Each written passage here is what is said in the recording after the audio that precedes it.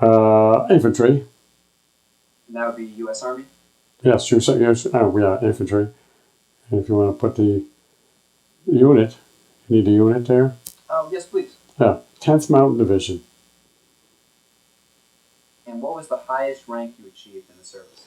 I was a corporal, but as my captain said, that he created the most powerful corporal in the United States Army, because I did things above the. My particular job was, I was actually worked in the orderly room, which is the headquarters, and I worked with the first sergeant, helping the first sergeant out.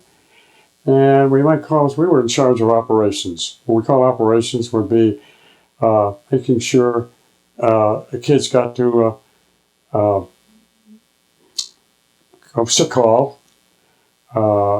We had to make sure we had enough meals for the kids, and we had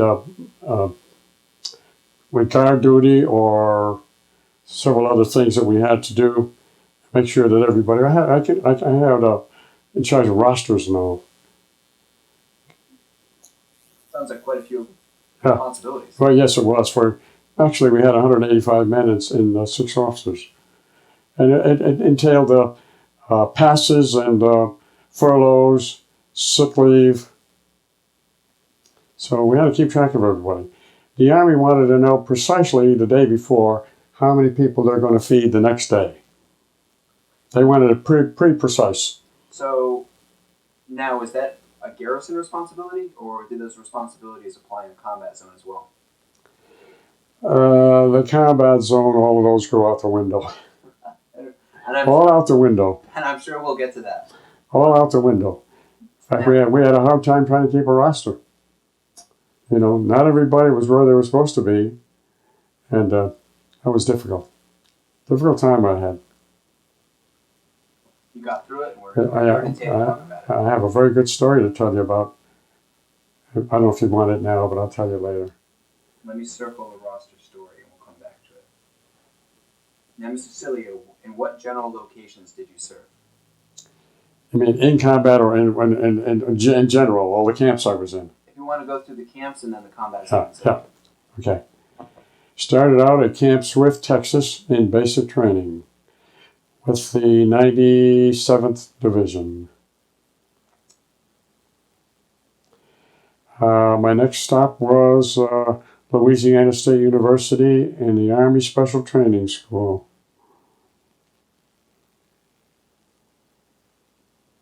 And then it was to Camp Hale, Colorado, in the 10th Mountain Division. And then back to Camp Swift for hot weather training after the cold weather training. And then to Italy in combat.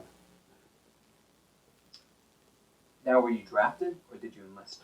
I was drafted. My parents wouldn't sign for me going in any earlier. And where were you living at the time? Waterbury. And do you recall the date of your draft notice or enlistment? It's in February. I don't know the exact date. Both the entry into the Army and the discharge were both in February. One is 1943 and one was 1946. Maybe we can find it somewhere in some of my records. Oh, I know where it is. It's in my album. Okay, we will find that date after we get it in the album. Make sure to get a record of that. Yeah. Now, I know you didn't have a lot of choice, but why did you pick the service branch that you joined? I did not pick it. They picked it for me. I thought, I've got to tell you, I left Waterbury with a lot of friends, high school, neighborhood, and by the time I got through, I was all alone. They were all gone, all segregated all over the country. And when I come to find out, the group that I was left with, most of us were tradesmen of some sort. I was in the middle of my training with tool and die making. I was just passing time. I know I had to go to college, to the Army at some sort of time. But and talking to these guys on a train, we took about a week to get down to Texas. They were all tradesmen of all sorts. So I thought we were going to go to an air base or The engineers? not the engineers. I'm trying to think of this. God, it doesn't come to me right now. There was a unit in Maryland where people went for special training of all sorts. It might be something special that you had to repair, either airplanes or tanks or something of that sort. And I thought we were going to head there. Aberdeen Proving Grounds, Maryland. And you went there for special training for some sort of specialty other than, I didn't want to be an infantryman, but that's where I ended. Now, if you weren't drafted, do you think you would have enlisted? You said that you would. I would have, yes, I would have enlisted with a friend who was a year and a half older than me. I would have been in the Air Force, the 8th Air Force in England. That's where he ended up. That's a dangerous job, too. Yeah, but anyway, he was he did a typewriter. He ran an office like I did. And can you tell me about your first days in the service? You already discussed the train ride down to Camp Swift, but what was it like when you first entered boot camp? It was difficult because we had a cadre. Some of the lieutenants and the sergeants looked ancient to me. They were probably in their late 30s, 40s. Was it World War I vets? But some of them might have been. Some of them might have been. And they were really tough on us. I mean, you have to, when you got an infantry, they don't let up. You don't let up. I got punished severely by answering a sergeant back. Do you remember what you said? Yes. There was an 18-year-old boy next to me. He cried all the time, cried for his mother. And that sergeant, who I had to drink a lot. He was usually, many times he was drunk, actually at times when he shouldn't have been. Anyway, I just said, Sergeant, leave him alone. Oh, he says, okay, wise guy. Put me on duty polishing a black stove over and over again. It was in the supply room. I had to go every night for an hour or two and keep polishing that stove over and over again, the same places. But the sergeant says to me, the first sergeant used to come in and keep me company because his office was right there. He says, boy, you had guts to do that. I said, well, I don't need guts. So, do you remember your instructors by name? Oh, God, no. I forgot everything about that. I can't remember. I should. I know some people have remembered. Some people have great, they can tell you about every place they've been and who they are. But no, only my last assignment, my 10th Mountain assignment, I could name names. And so, what were some of your boot camp and training experiences like? From the beginning, what were your first steps into becoming an infantryman? Well, you go out into the countryside, and down there, it was not uncommon to see snakes. And a thing that I can always remember, coming back, if you're out into the woods for a while, you came back with ticks stuck all over you. And so there was some you couldn't get to when you had to get in the shower and have your friend with a cigarette butt, work them out. Just butt them a little bit and they back out. So coming from Waterbury, that's a very urban experience. Did you have a culture shock? Going out? Oh, definitely. When you're going into the deep South, right. It's nothing like Waterbury or Connecticut or New England or no. Different thing. As I say, many of them. The thing that struck me, well, after I was able to get out of basic training, we were able to go into town. I remember walking on a sidewalk, and a black man was walking toward me. And as soon as he saw me coming, he got off the sidewalk and went into the gutter. I said, you don't have to do that for me. He said, man, I better. I'll never forget that. There were several other instances, too. I'll tell you later about the ones at Louisiana State University.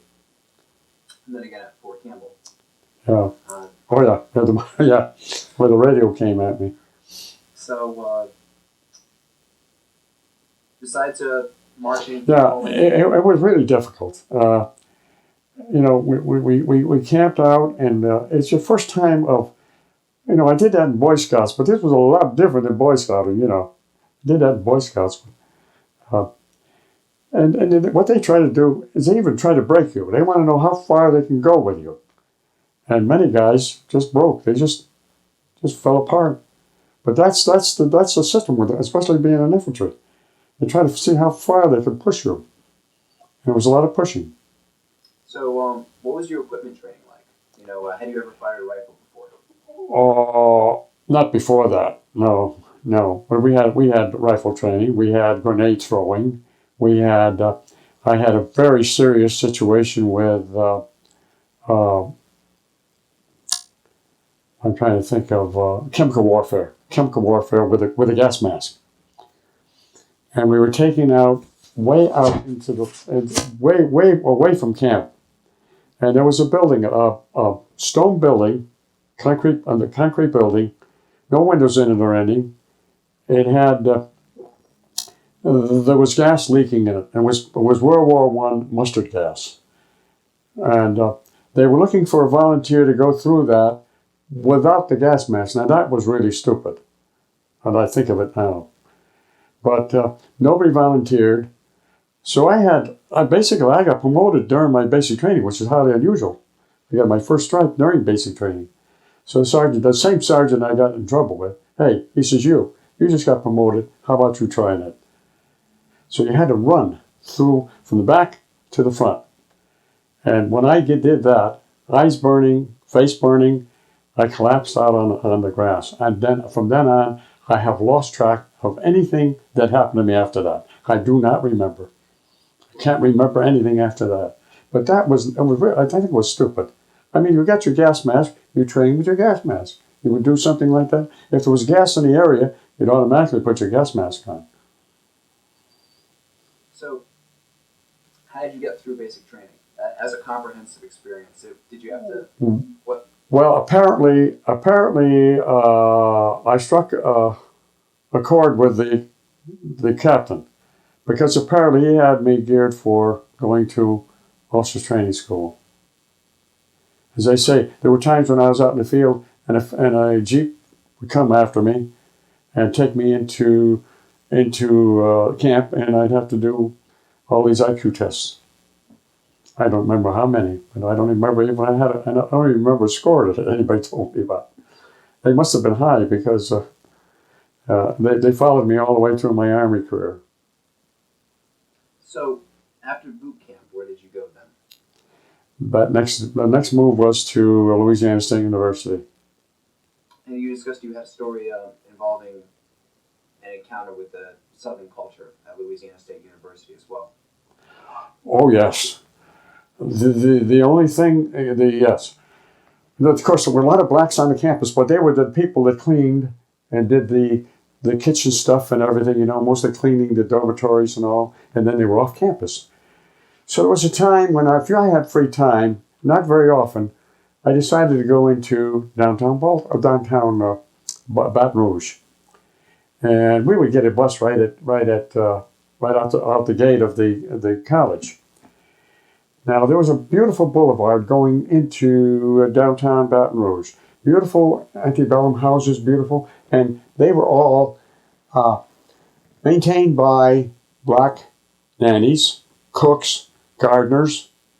Okay, when their day was up, they stood on the street corner waiting for the bus. Okay, this bus went a certain way. Now there was a white line in the back, not very much room. That's where they had to go. We bothered the hell out of me, but that's where they had to go. And when they went about 3 or 4 blocks down, there was no room, so they just passed them. Now they stopped at one of them, and a black woman put her foot in the door. The driver shut the door, and her foot was in there. So I hollered, I said, what are you doing? She said, her foot's in the door. Wow, as soon as I said that, you want to see the white people that are in there. Oh my God, I rose at me. I just felt, I wish somebody else was with me to defend with me. And they just stared me up and down. And the driver kept looking in the mirror to see who I was. And boy, when I got into downtown Baton Rouge, I tried to get lost somewhere because I didn't know anybody was going to follow me. What an experience that was. He released the door and she fell in the road. Now, the only thing I say about that, if these people, these wealthy people in those beautiful homes, thought enough of them having to take care of their kids and everything, and their lawns and their everything, why did they treat them a little bit better? No. That was quite a shock. And then I told you about the guy in downtown Bastrop in Texas, where he got off the sidewalk.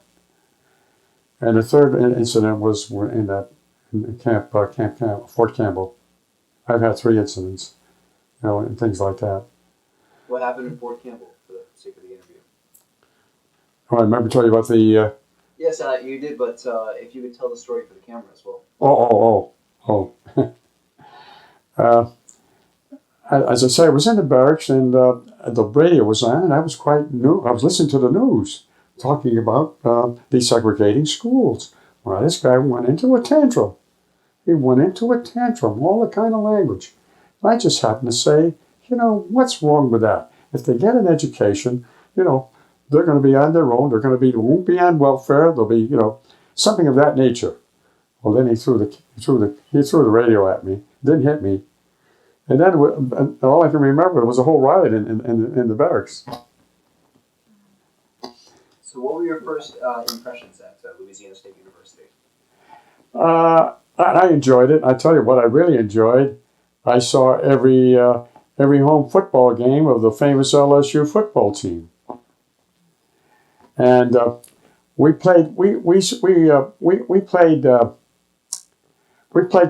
touch football. We had a intramural league with touch football, and some of the famous players of their previous year had to get into the service, so they got into that unit. So I chummed around with guys who were 250, 300 pounds, and I was a little shrimp alongside them. And we played, as I said, tack football or touch football, and I was the quarterback on my team. And it was pretty good. We enjoyed that part of it. But we had to do a lot of things in what am I trying to think of here? The gym stuff, the phys ed. We had to box. We do a lot of running, track, and I think of several other things. And we played basketball on that court that Shaq O'Neal played on. And were you simultaneously taking university courses? Oh yes, this was all part of it. The phys ed was 2 hours every other day, which took, it was hot. And then I had a chemistry class or something after that, which sometimes I had to cut because I was just completely out of it. And what was your assignment there? What kind of military training? What kind of? Well, it's the same training, the infantry training. Yeah, out in the woods, and there again, a lot of snakes. I have to tell you, I missed something very important in my first Camp Swift. Okay. We were conducting a class, and I was standing behind it with another guy. We were the 2 leaders of that group. And a beautiful snake came along, in stripes in various colors. Okay, you're going to tell me what it is. Is it a coral snake? It was a coral snake. The idiot next to me picks it up. The young lieutenant turned white, and he fell over all the guys, and he hit his hand. It fell on my combat boot. I still didn't know. So the lieutenant says to me, "Do you know what that was?" And I says, "No." He's a coral snake. He says, "You would have probably, let's see, we're 7 miles from camp. You would have probably lived 7 minutes." Now I turned white. But I passed a cottonmouth moccasin. I was alone, and it was sunning, and it was curled up, the mouth opened up, it looked like a hunk of cotton. I just walked as fast as I could right across it. But they were all over the place. There was a large snake that the cattlemen and the farmers loved because it devoured all their rats and mice and all that sort of thing. And one of them went right over the top of me, and I was laying in a bush to get out of the sun. Went right across about 8 feet. That scared me more than anything else, because they have a bite. It's not poisonous, but it could break your arm or your fingers or whatever. Yeah. So I've had some interesting things happen. Even outside of the combat zone. Yes. You had your moments. So what would be a typical day for you in the service? You know, as an infantry. At which point? During your training. So you get up. You'd be a combination of physical activity. Well, yeah. First of all, all of them were different. Right. My job at Camp Hale, when I got there, my company was completely in disorder. They had to shape up or ship out. That's what we were told, because they were holding the rest of the unit back, because there was a court martial going on between a wacky captain who did not belong there and the first sergeant. The first sergeant was sticking up for his men, and that had to be settled so the company would be in order. And this is during your training in Colorado. Well, I was only there. The first 2 weeks. They let you walk around because you're tired. You're out of breath just walking. First few weeks the air was thin, and so I was at the mess hall one day, and the first sergeant tapped me on the shoulder and said, "Would you come to the orderly room with me?" And I didn't know maybe I was in trouble. I didn't know what I did, but anyway.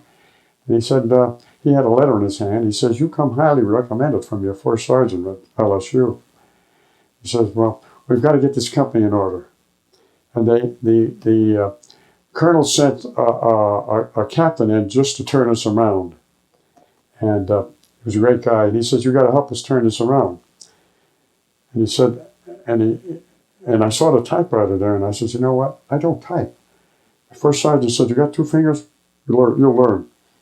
So that was a 2-week temporary duty job that never ended. I had it till the day everything broke up. And I had to work with them, and we turned the company around, and then we got that captain up there, Captain Walter Luther, who was an All-American football player at Nebraska, had played in the Rose Bowl the year before against Stanford, and he came into us and turned the company right around. And I was with him and the first sergeant, so I worked with both of them. And there was many times they let me feel like I was, and he's the guy that created we were running out of we were running out of officers to go here and there or various critiques. A lot of guys were, especially up at Camp Hill, a lot of injuries. Oh God, sometime a third of the company was out. Now, is this that was like a football team, with all the right. Yeah. So would this be during your rock climbing and ski training? Yeah, right, Okay. right. So were people getting everything? What kind of injuries? Everything, anything. Okay. Breaks, pneumonia. Were there any deaths? I don't recall a death. No, I don't recall a death there. No. There could have been with other companies, but I don't remember one. I know guys couldn't take it. They broke. A lot of guys broke. So that was our challenge. We had a constant turnover of personnel. I have a good story about a recruit coming in, and I said, "Well, where are you coming from?" He says, "I was in the paratroopers," and he says, "I didn't want to jump out of a plane." Well, I forgot about that guy. About 2 weeks later, he came back and he says, "I want to transfer to the paratroopers again." He says, "It's a hell of a lot better, and anything's a hell of a lot better than this." This is exactly what he said. So we had quite a turnover. So how did you fare during all these experiences? I damaged my first downhill. You want to know about? I told you about that. Damaged the Achilles tendon and this knee. On that, when I twisted over, it took 3 people to unscramble me because both my skis were still on me, and I was in that top of that tree. It was like a big bush. And 3 guys took me, had to get me out and get me all straightened out. How did you do in the rock climbing training?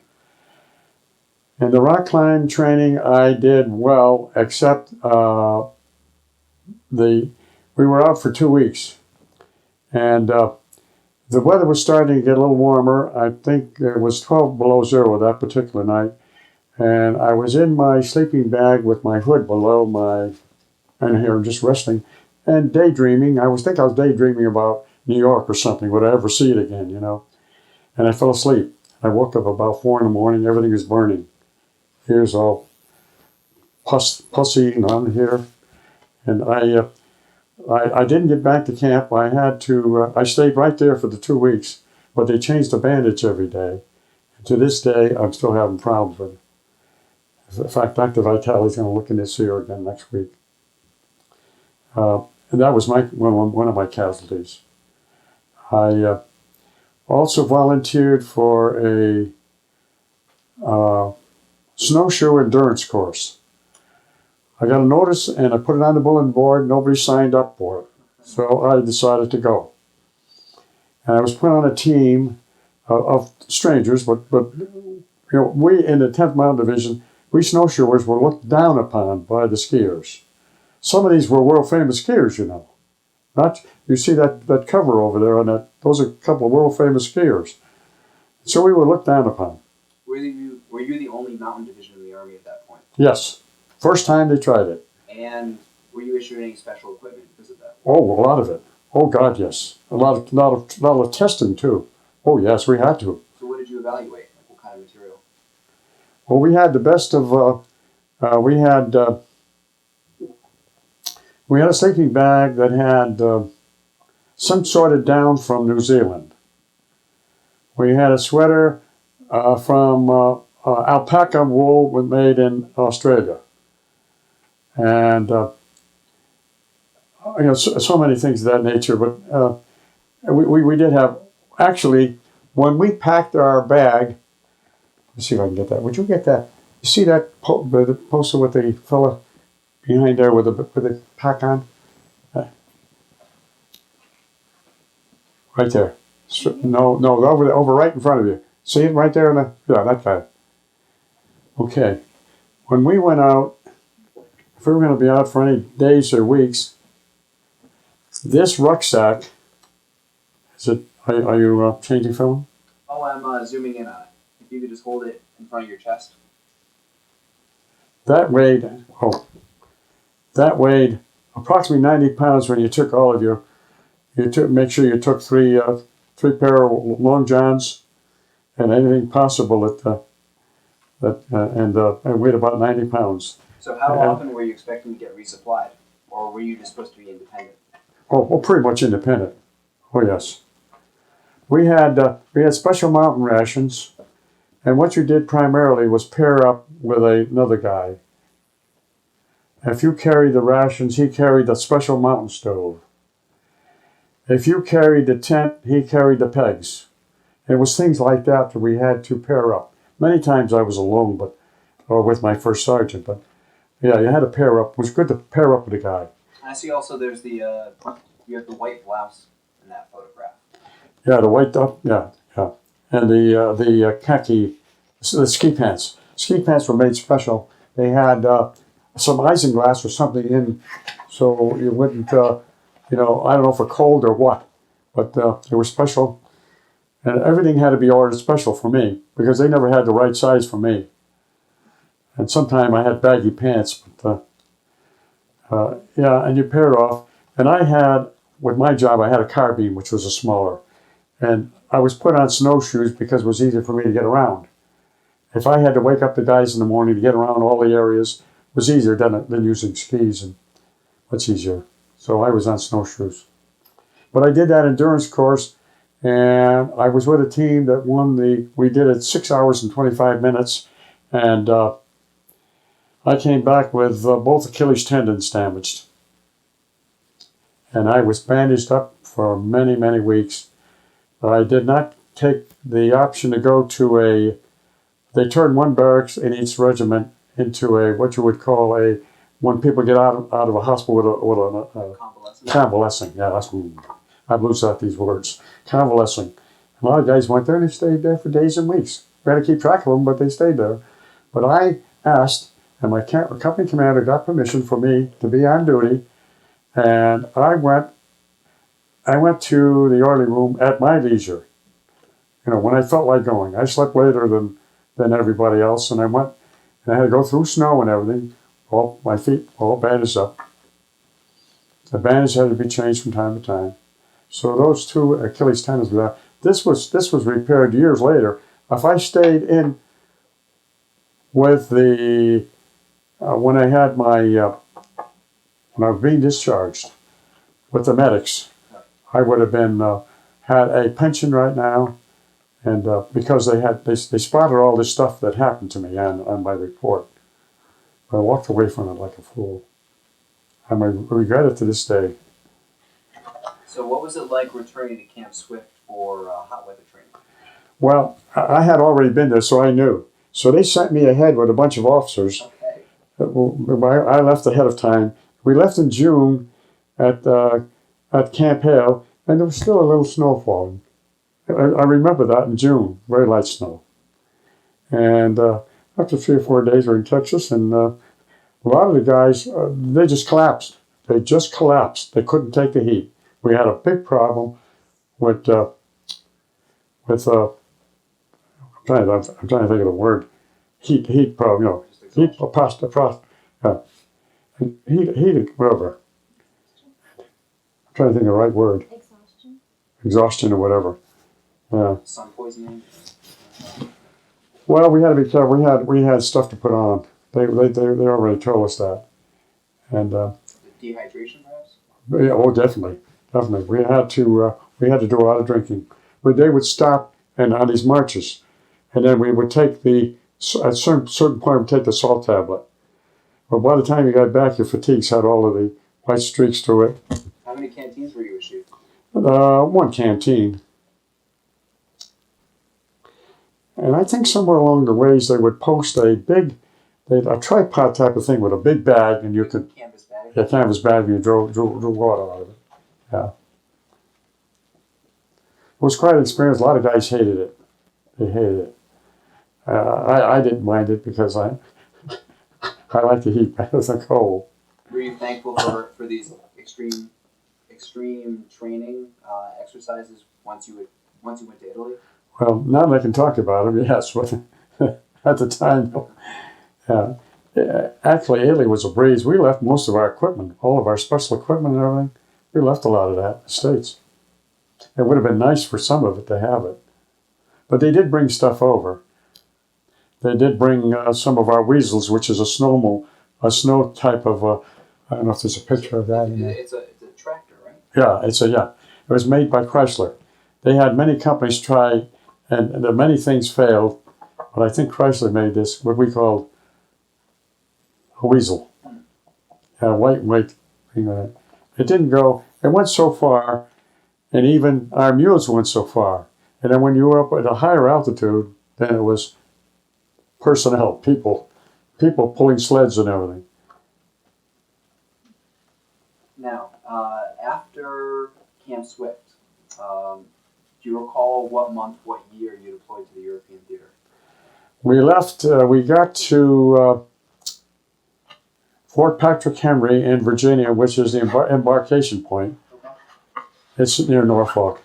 And that was close to Christmas of 1944. Because we got in Italy January 1945. And I met quite a personality there. Red Skelton. He's quite a guy. Was it a USO show? He was in uniform. Yeah, he was doing shows. I don't know why he came to me. He even saluted me. I was a corporal. He saluted me, and he had a lady friend, which I think was we're going to be his second wife or something. And he said, "Come to the show tonight." He gave me a couple of passes. He gave me a couple of passes come backstage after.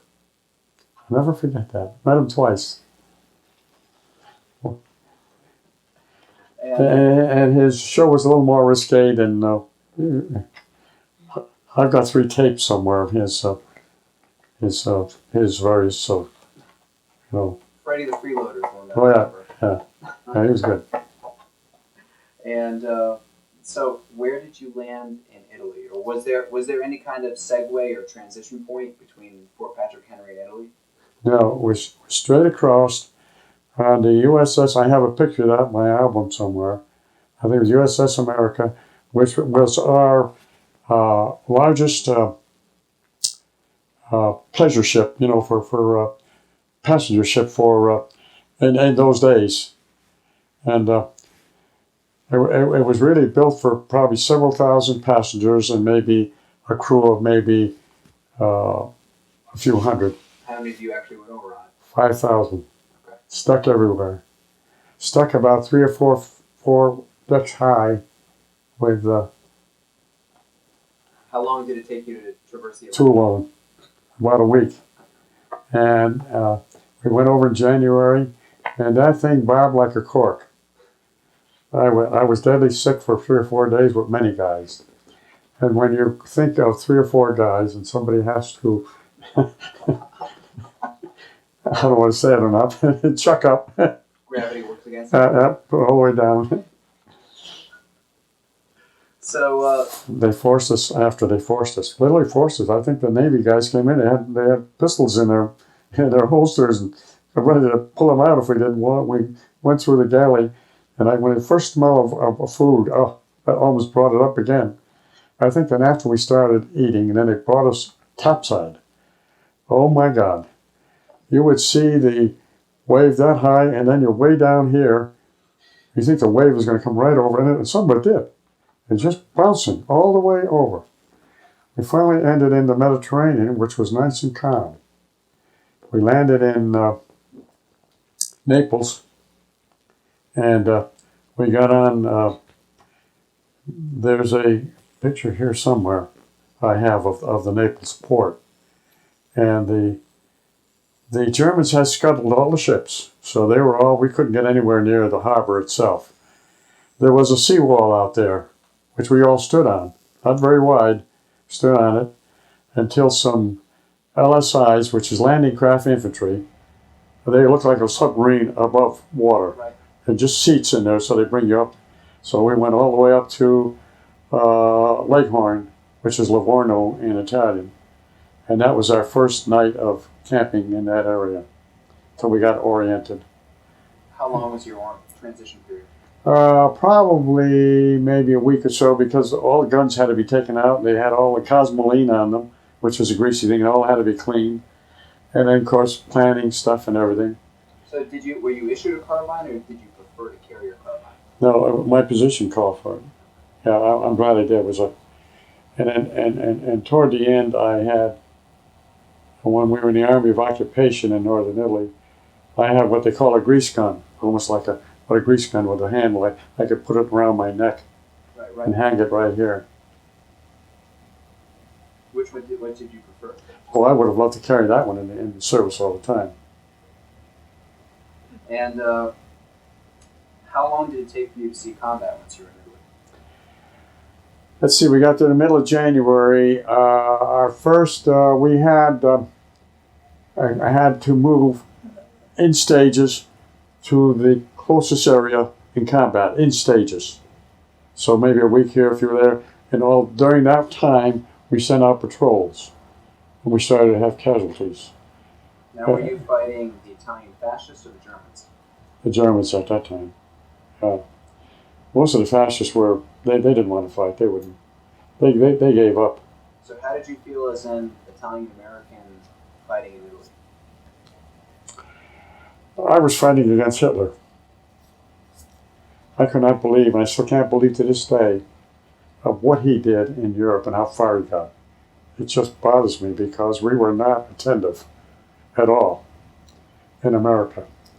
He started, I'm varying off of this thing, but he started in 1933, and we let him go till 1939 until he took all of these And then it was too late to stop them at that point.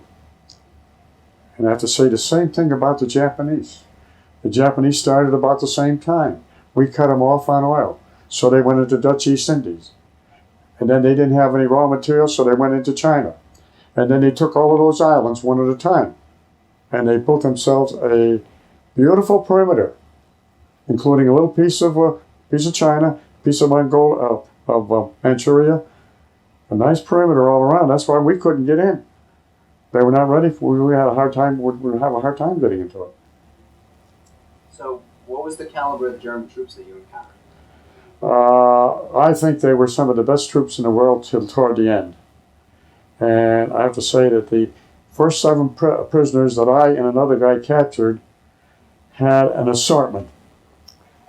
They had 2 or 3 real wise guys who went Heil Hitler to me, right in my face.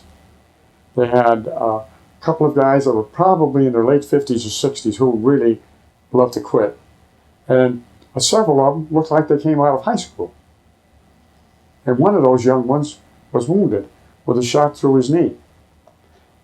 And they had 2 that were non-coms. I could tell by the stripes on it. They were Heil Hitler guys, Hitler all the way. And now I did have a situation where I had them hold their hands up. Well, one of the older guys put one hand up and he had a package under his arm. And I pointed to it. He still held it. So I just whacked his arm, took my carbine to the stock, I just whacked his arm, and the box fell down on the ground. It was a hunk of salt pork. I felt embarrassed, but it was a hunk of salt pork. But I tried to get I had to get him back to headquarters. We're starting to get dusk. Now, was this one of your responsibilities as a corporal, prisoner escort? No, I just happened to be there. Just happened to be right there. And there were 6 or 7 guys we had just cleaned them out in that area. And they were in a bunker. And I had my back to them. They could have got me very easily. And then my guy next to me, my good buddy, said, "Geez, I hear some noise." He went in, he just stuck his rifle in there, and he says, "Come out, you." And that was, I had several prisoners. In fact, I encountered a German officer, and everybody looks at them, they want to grab their medals and everything. Well, I didn't do that, but he grabbed his epaulets off his uniform and handed them to me. And I donated them to the museum in Waterbury, and they can't find them. I would have brought them here to our own historical society or whatever. Now, did you fight the SS or the regular army? The SS, there were some SSs in there, yes. You had to tell by they were vicious. In fact, they're the ones, there was, Mussolini had some of his best SS men, maybe a company of them, with Mussolini. They told him when to go to the bathroom and when to come out and when to do anything. Hitler did not want him to be turned over or turn himself over to us. And he was willing to turn himself over to us. He wanted to. Now, what was your first major engagement in Italy? It was I'm trying to think if there was any bullets before that. It had to be Mount Belvedere. Can you describe what happened there? Well, I've got to tell you a story. I'll start from the we were quartered in just below the ridge. We had to get up to that ridge to take it. And the Germans apparently got wind of this too. They seem to have gotten wind about the same time we always did. And they had left the top of the hill, the mountain, and went across the other way, and of course left a lot of foxholes and bunkers. So when our people got up there, I'm going a little ahead of my story. Let me start first of all. We're getting ready to do this invasion up to Belvedere, and the captain's getting everything ready, and I'm usually with him at his side at any functions. So I got the binoculars and maybe the map case. I can't remember what else I had. And I went up to him and he says, "Where are you going?" I said, "I'm going with you." He says to me, he never talked to me this way. He says, "Like hell you are." I couldn't believe it. Okay. And anyway, uh, I tried it the second time. This time he got real mad. But we had a group of guys, which we call walking wounded. We had the cooks. We had the supply people. There, I had a little army of my own, about 7 or 8 or 9 guys. He says to me, "You stay right here." And he said, "If there'll be a counterattack, it'll be coming from that direction." He pointed to me. So I tried the second time. Then he got real mad. I decided, well, I better let it be. Now he asked me for 2 good riflemen, which I got 2 good riflemen. And I can't remember who else was alongside him. When he got up to the top of the ridge, he was up on top and didn't realize he's right there. The Germans were ready to open fire. They were ready for this. And he was in the process of throwing a hand grenade, and he got shot in the head. And the hand grenade went off, and everybody around him got killed, which would have been me too. So I can say to him, I thank him for saving my life. And I'm being in touch with his sister, and I'll be hearing from her pretty soon. She's in New York. He was a wonderful guy. He treated me like I was one of him, one of the officers, one of the guys. Gave me a lot of leeway. And when sometime we had a critique with somebody from each company had to go to a critique with a colonel, or something was coming up, he would send me. And here I am with officers, captains, lieutenants, and here's this little old 3-5 sergeant. Corporal. But the colonel accepted me. I don't know if he ever knew my name, but he called me Company I. So, how long did it take for you to get a replacement, officer replacements? Well, your executive officer moves up. He never had any use for his executive officer. He confided in me rather than his executive officer. Then I had a problem with the executive officer because he remembered that. It was immediate. Of course, everything moves up. Right. So then one of the platoon sergeants gets to be an executive officer. That happened to be a buddy of mine, a lieutenant that was treated me like one of just like a boss long buddy. And we met years later, and we visited from here to Virginia and back, and went out to reunions together. So it's replacement. Then they go to the Repo Depot, what they call a replacement. And I don't know where the closest one was, maybe Naples or something. And now Dole comes up. Dole and Lieutenant Bugby. And I could see they were a little apprehensive, And when that show went up ahead, one of them said, I can't remember which one. One of my members hearing it, "Boy, the Germans are coming awfully close." And I had to tell him it was not a German shell; it was one of ours. Now we had short rounds, and they tried to solve that. Some of them said it was I'm trying to think of the right word here. We had subversive people working on those. So sabotage, yeah. Bobby Saptor, didn't put enough of the powder in the shell and labeled it wrong or something. Not enough of the content. And they were looking at that particular situation. Now, in terms of the Germans, when you're fighting through the mountains, would it be primarily small arms fire you come up against, or artillery, mortars? Oh, everything. Everything. Did they have armor? Tanks? That was difficult up that far. To a certain point, yes. They were around. Because I used to put the time that my captain left me with those guys, I'm trying to figure out, are they going to come? These guys going to come with tanks? So you put your ear to the ground, and you can hear the rumbling of if there's any tanks coming. Yeah. So you mentioned before there were numerous landmines in Italy as well. Oh, they had that whole thing all mined terribly. And prior to our getting there were other divisions, famous divisions, that tried to do what we did. Did you ever bump into the 3rd Infantry Division? I think they went through Italy and They probably did before we did. right. Yeah, they all tried it.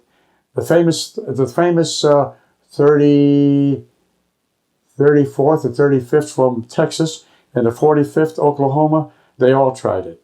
And the Hawaiians that were in the 442, the famous Hawaiians, okay, they were on they ended up on our left flank. And the British 8th was on our right flank. So we had some good company in between us. So what was it like working with members of the Allied nations? Great. I enjoy the British. I mean, nothing fazed them. Like I say, old boy, would you join me in a spot of tea? I not only wanted to get out of there, I might have had to go to the bathroom at that time. After that shot went off. So I was going to say, you mentioned before you came up against the infamous German 88 millimeter gun. Yeah, oh, scary. You could hear that one. Scary. Just whining, and you didn't know where it was going to end. And I was fortunate. I was close to many things many times. My problem was with heavier artillery. I got up in the air, knocked on the ground, and at one point I was taking a little sun bath on the hood of the Jeep. Anytime that company Jeep was out, it was my problem. I had a driver, but he took off. I don't know where he went. That Jeep was so I was hanging on to that Jeep because we had one stolen from us when one of our guys took some officers to Naples for an hour, and when he saw a Italian store, something in it, he went in.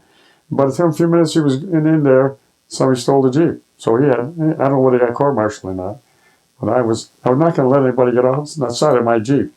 Did you ever work with the Italian partisans? Yes. Oh, yes. What were they like? Oh, great. We had a problem with language, but I had the leader was Roberto. Now they didn't use their normal name. They never used the last name, so he was Roberto. But I found out later that wasn't his real name. And there were 6 or 7 of them, and I had them, and I had to get rations up. My company had a position way up on the mountain, so I had to get the rations up on a windy road all the way up. And they didn't want to move that night. I go to Roberto, come where?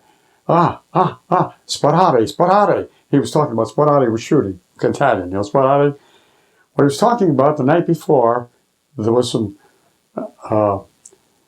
people that got challenged and they were shot at. We lost 2 men that same way in our company by either trigger-happy guys in another company or not knowing the password or something. So they didn't want to take a chance. So I called Captain Luther. He says, where's the supplies? I says, Roberto doesn't want to move. He's afraid of the snipers, the guards or whatever. Right. And he's worried about not pronouncing a password right. That was their biggest thing. So he says, okay, get in the Jeep and take them up. Now I had to get in the Jeep. And you want to have little cross lights on them at night, little tiny cross lights. Well, slowly wound up. And there's areas when you come around a corner sometime, you're in full view of the Germans on that other mountain. You're going around the mountain, this way and that way. And boy, it was really scary. But I had to remember that password every time. I got challenged about 3 or 4 times. So we finally got the food up there. And he wanted pistol ammunition. I said to him, Captain, are you expecting a hand-to-hand combat? Because a pistol doesn't shoot very far. You can't shoot very far with a pistol. He didn't like the idea, but I had to get it for him anyway. So that was an experience there. Do you remember what any of the passwords were like? Well, you had a good one. You had a good one. The day that I picked up Bob Dole, the password was Blueberry Hill. Okay. So I got up on that mountain. I introduced Dole to the captain, and I went on my way and I traversed the ridge. When I had my daughter write my story, she wrote in, my granddaughter, she wanted gas money. So I said, you write some of my story, print it out, and I'll give you some gas money. She wrote, I reversed the fridge. So I fired her. Well, anyway, I'm traversing the ridge and talking to the guys and whispering, because I'm right there top. And the radio man had Axis Sally from Berlin on. You know that name? Yeah. Okay. And so she's playing our beautiful music, our big band music, which I loved, which you sang, and I was enjoying that. So she's closing the program, and she said, "Well, you fellas should, instead of fighting, you should quit. You're only going to lose anyway." All that kind of propaganda. Then she says, "By the way, you fellas on the Italian front, don't forget your password for tomorrow. It's Blueberry Hill." I almost dropped right there. She knew it already. And here I am, secretly trying to give the money. Yeah, those things are really, really interesting to tell at a function like this, or at a situation. And the things I'll never forget. But I forgot too much which I would love to have remembered. Too much. Did you ever see direct combat? I know you said he was always around. Oh yes. Oh yes. Oh yes. Oh heck yes. But my problem was every day there had to be a report, or if there was a report or something that had to be known, it was me, and I had to memorize it. No writing. Don't write it down. Memorize it. Were they ever, because you really kept an active roster and knew all this information about your company, was anybody especially worried that you would be captured? Oh yes. Oh sure. No, Sure. Yeah. Yeah. Well, I wandered back. I tell you, there was a time when I had to go. There was times when you go to battalion, that's not too far. Regiment is a little farther. But now division is even much further. And one day I remember I went on a long trip. It was almost a day trip. And I don't remember why I had to go way back to division. See, I wish I remembered all of that. Some guys have great memories on that. I don't. And I wish I did. Because I'd be talking to the colonel or the general. Never. I met the general a few times, but anyway, coming back, and it was a long trip. So I just put my head back and I said, I'm going to relax. And all of a sudden I opened my eyes up and I saw some signs. And they were in German. I said, where the hell are you going? Do you see those signs? We did a complete U-turn. And he lost his way. Because we had to go a long way. Sometime I was gone most of the day. And it was a hard time catching up with the guys. But that was a job I had. Now, were you ever wounded in action? No, but I came very close. Extremely close. I'm one of the luckiest guys in the world because I was in a bunker. I should get some pictures out with this too. I don't know if I should, but I can explain some things better. But I was in a bunker that was, things should be small and not very big, and a lot of sandbags on it. But it was the quickest place I could go into, and my legs stuck out a little bit. Now I was stuck there for the whole night because that was the day that I came back from headquarters and announced that President Roosevelt had died. Well, apparently the Germans got wind of that too. And they just, it was like 4th of July. Oh, they shells all over the place.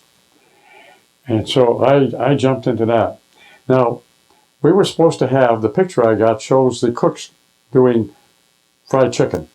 And that would have been a novelty. But we never got it. I don't know what happened to it.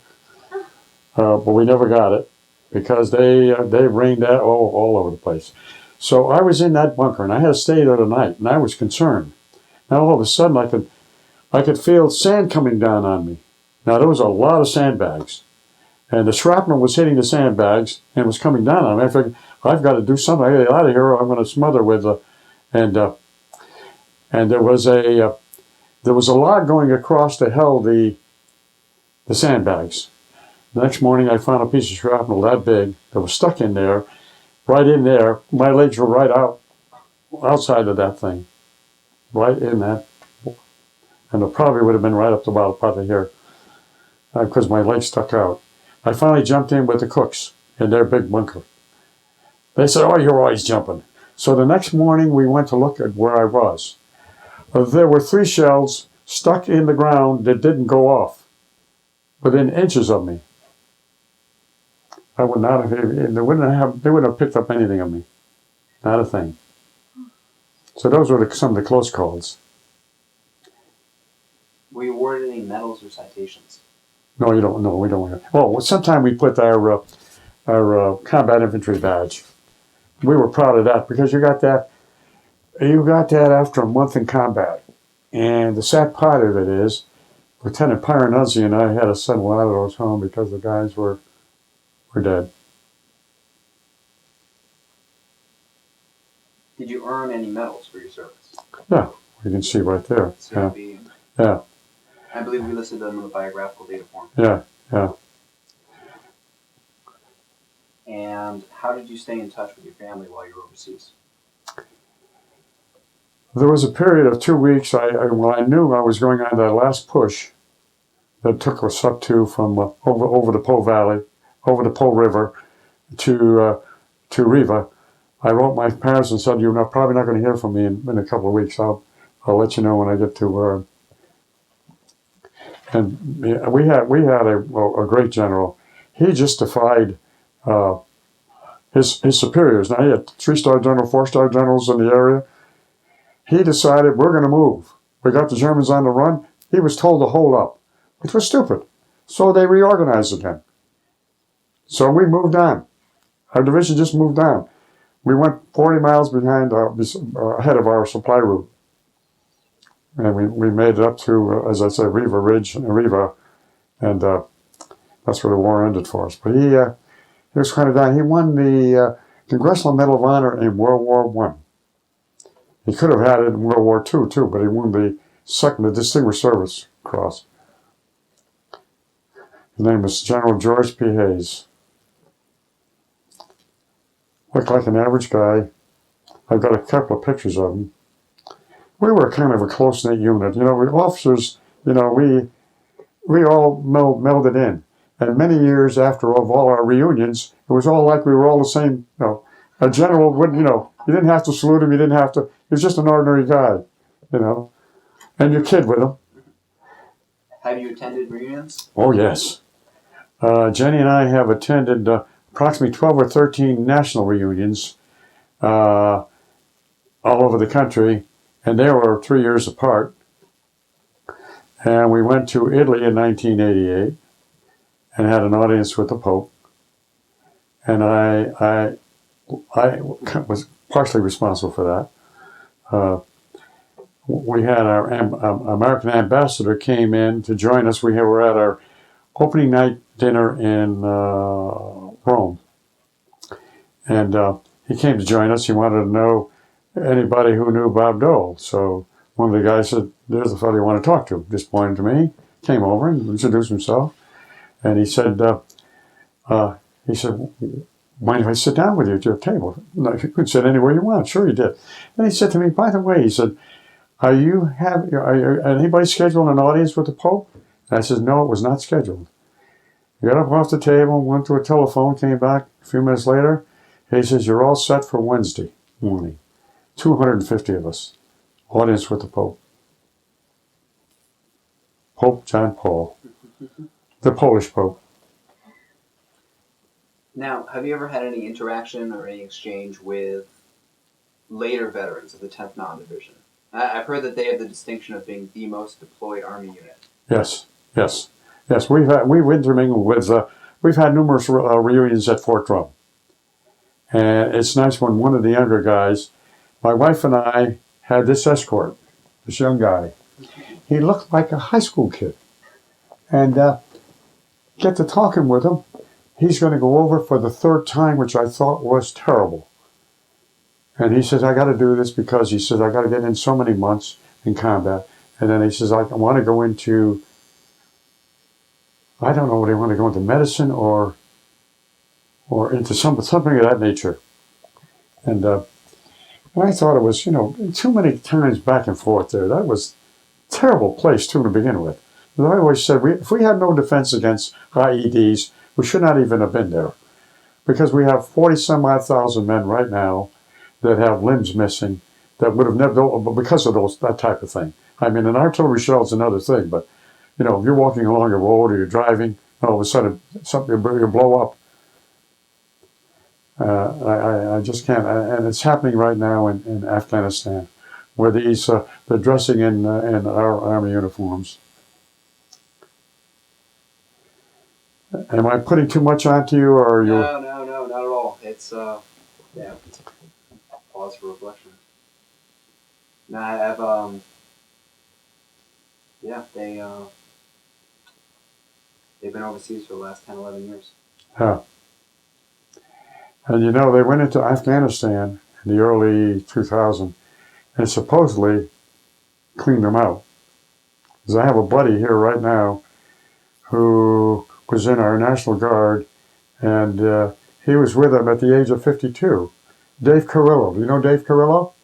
He's with the Veterans Council here in town. He's still in the Army. He was a detective on our police force. And he went, he was in the National Guard as well, but he's got to finish a few more years, and he's probably in his upper 50s right now. He's a first sergeant, and he's got well, he was with the 10th Mountain Division at that point when he was 52 years old, climbing mountains with him over there. Heck of a guy. I guess now we have a few questions about day-to-day life in the service. What? Day-to-day life in the service. So, what was the food like? I have to say that our mess sergeant was previously the head chef at the Bar Harbor Inn, as he said, Bar Harbor. And he did miracles with beans, with anything that he had to do. Miracles. He would change something into something much better with the Army food. And we did pretty well with, his name was Sergeant Franklin Higgins. There's a picture of him in one of my albums. And he did miracles with food. But lots of times it was the rations. They were cold. You couldn't light a fire. And What's the difference between the mountain ration and the C&K rations that everybody else got? The mountain rations were real different. Real different. They were wrapped in special paper and everything. And we also had a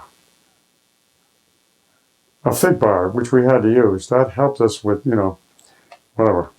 And if you dropped it on the floor, when you're up in the mountains and it froze, you dropped it on the floor, it would be like a glue stick that would break in a lot of pieces. But you had to suck on it, just suck on it and suck on it and break off pieces. We had to do that. And the rations had to be special, and so was the stove. The special mountain stove that would only burn up at that altitude. Did you feel like you had enough supplies? Yes and no many times. Yes and no. Like I said, when we went on that last push, which the general, we had very little wood. Anything we carried with any ration cans, but rations we certainly ran out of them.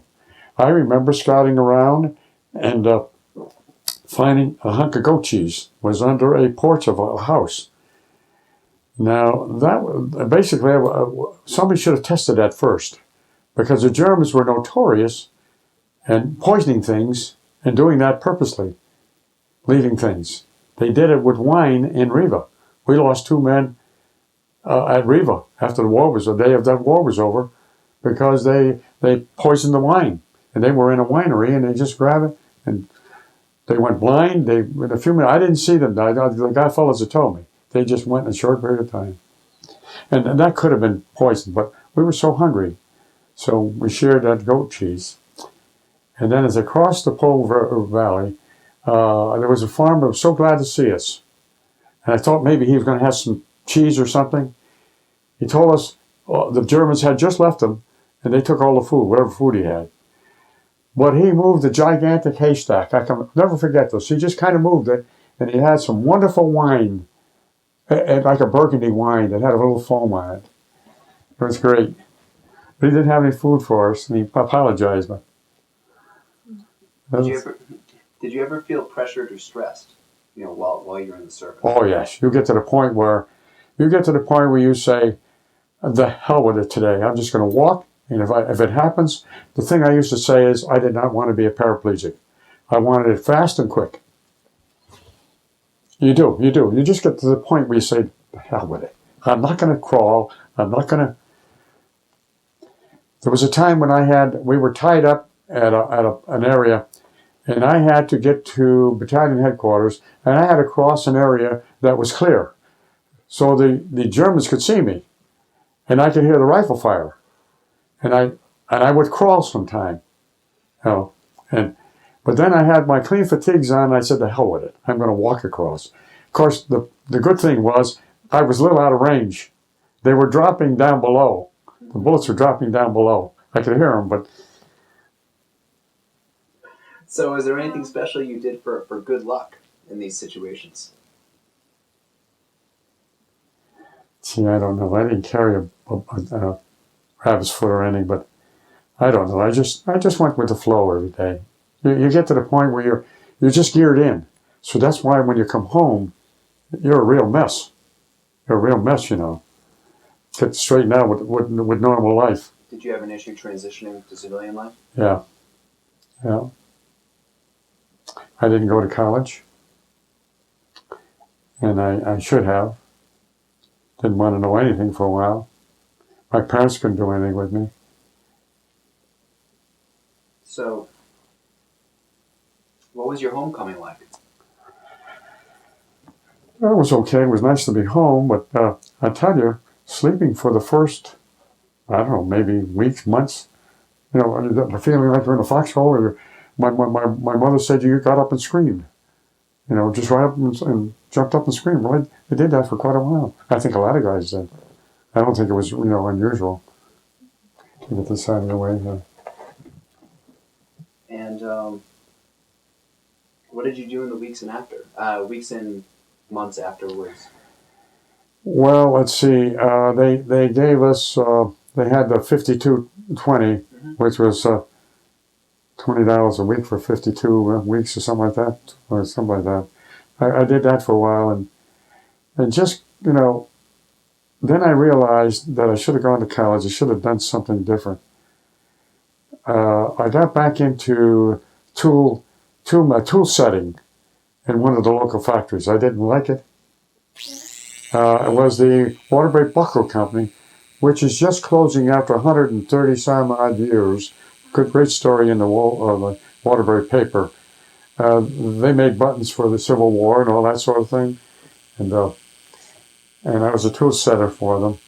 Didn't like it. Then when I got married, I commuted back and forth. And then I decided I'm going to have to get in Bristol. I didn't like the commuting. We had a bad winter going up to Waterbury. And I found out that Oscar Lilly was opening up a paint store. You remember Lilly's paint store downtown? It was probably before your time. And I was with the GI Bill of Rights. They gave me $75 a month beside I was getting $75 a week. That was 1940, 47, 48. And from then on, I went to work for the Glidden Company, worked for several other people, and then went into business for myself down at Plainville for the last 20 years of my life. That was the name of my company over there. I bought an existing store and did well with it. My kids all worked well. Didn't get to be a millionaire, but I did all right. Definitely. And do you remember where you were when your service ended? Where were you discharged from? Oh, Fort Devens. And that's where I made a terrible mistake, and I made a terrible one. They won't release you until they give you a good physical exam, and which they were in the process of doing. And the first day he saw my records, with all the various things that happened to me, he said, "Okay, you're starting off with a 15% disability, 15%." He says, I want to check with you for 3 more days. We're going to probably operate on that knee. I see you damaged that knee. We're going to look at other things. And stupidly, I was talking to my parents, and they decided they couldn't wait to see me, so they're driving up to pick me up at Fort Devens. That's quite a drive in those days. There's no highways or anything, you know. And I told him I couldn't make it. He just couldn't believe it. He says, here's what you'll carry the rest of your life, this card. You'll be able to go into any veterans hospital in the country. And I walked away from it, stupidly. And I'm making to this day. Yeah. I got out of a sleeping bag as stiff as a board any day that was, you know, you're talking, some of those days were 30 or 40 below zero. Right. And I was stiff as a board. I get out of bed at my age now. I'm still stiff as a board. That'll be a remembrance. I can remember that all the time. Did you make any close friendships in the service? Many. Many. Do you keep in contact? Yes, many. And I was a guy that had about seven nicknames. I got them over on the desk. You guys can read later. oh yeah, And I got a picture up there of Bill Malden. Bill Malden's. Willie and Joe. Yeah, I'm in there. I'm in there because one of my guys. See if I can tell you where it is. So I'll get it. You want me to get it now, or you want to get it? After the interview. Okay. And okay, that's the big closer. Do you recall any particularly humorous events during your military service? Any practical jokes? Well, there were a lot of that, you know. Absurd situations. There was a lot of that. I don't know if I can remember. I'm trying to think of anything that might come to me at some point. But there was a lot of fun. And we stuck together. They talked about the Band of Brothers in that magazine, that book. Right. Well, we could be the first Band of Brothers because we really stuck together. There's still an organization there's a foundation in Denver that has probably $1.5 million in it. We have highways and ski runs and many things named after us. Roads, streets, and so, you know, there's a lot to. I'm just trying to think. There was a lot of funny things that happened through the years, but I just can't. Nothing comes to me right now. In terms of this Band of Brothers, what did you think of your officers and your fellow servicemen? For the most part, good. There were always bad apples. When you have 185 men, you're going to have from all over the country, from every corner of the country, you're going to have all kinds of situations. Some guys are really great. Some guys were not. And this is the big one. How did your military experience influence the way that you think about war or the military in general? Well, I've always got to laugh. The soldiers are number one to me. That's why I really pine about the things that are going on now. I just can't stand it. It really bothers me. You know, and when you know, if you get shot in combat, that's a different story. But when you're walking along, or somebody comes along with loaded with bombs and everything, and they go off and kills half a dozen people, that's not war to me. That's not war. Did you join any veterans organizations? Yes, I'm in the American Legion. I got my card the other day for 48th year, and I'm in the VFW. And of course, our organization was very active. We had a New England chapter that was the biggest in the United States. We had chapters all over the country. We had our own reunions in New England. We had many of them. I was on the board of directors in the New England chapter. I was at one point vice president of the New England chapter, which was a huge. It was the biggest one in the country. It was 700 or 800 guys. The only thing is, I'm 180 miles or 160 miles away from all the activity up there. So I had to beg off on being president, because I would have taken too much of my time out of my business. And was this the organization that sponsored the Siena College charity? I did that on my own. Would you care to discuss that? Huh? Would you care to explain that? Well, I had, as I say, I kept score. So I had some 50 men that got killed. And I always thought, gee, I would love to do something for them. And I figured, oh, gee, it's going to take a rich guy to do this. So I decided to think about a scholarship at some college. But first I had to raise money. I was told, first of all, to raise $25,000. If you see that cannon over there, we have right here on that table. Okay. I raffled those off from time to time at the various reunions. When we had reunions and around this, early on, we would have 16 or 1,800 people at those reunions. So there was times I raised 1,200. I remember raising 1,800, 1,500. It took a lot of years for me to get to 25,000. Now, I knew that I couldn't go to a big college. I had to find something small. So I had a friend up in Albany who went to Siena. So I had him do a little inquiry. Yes, they would take it. They needed at least 25,000. That was a very small school. And so as the years went on, we finally raised it. And I think 1992 or 1993, we presented it to them. And they let it grow for a few years before they started. And I think the last report I got, it's up to $80,000 or $90,000. I wish it was a lot more than that. We took a hell of a hit in 2007 with the stock market, which bothered me.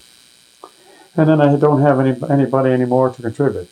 I just got $500 out of Dole a little while ago. How has your military service and experiences affected your life? Well, it made me a different person. I think it added to my, to my stature or whatever. I could, at times, like I say, I was proud to do what I did. And there was times when I feel like with all my aches and pains that I probably wish I wasn't there. But that's over the dam, And is there anything you'd like to add that we've not covered in this interview? Any humorous story that's come to mind, or a detail or a personality you wish? Oh, God, I wish I could remember some of the funny things that happened. I'm drawing a blank right now. The coral snake. The coral snake, oh, yeah. And then with the Germans, with that salt pork, that was unusual. I was embarrassed, but I handed it back to him. I tried to get him something to eat, but it was a problem because it was getting dusk, and I was concerned. I had 3 men; they were 7. I didn't know about those 2 clowns. But what I did with them was have them support that kid with the bad leg. He looked scared to death. He looked like he was just a high school kid. I felt sorry for him. I wish I could have done more for him. But that helped him, But I understand you don't do that with higher-ranking sergeants. You don't belittle them. You get a sergeant, or you get a person that's lower than me. But anyway, that's done and gone. Well, Mr. Sileo, on behalf of the CCSU Veterans History Project, I'd like to thank you for your service and for taking the time to complete this interview with us today. Well, I hope it's interesting, and I hope they enjoy it. Absolutely. Yeah.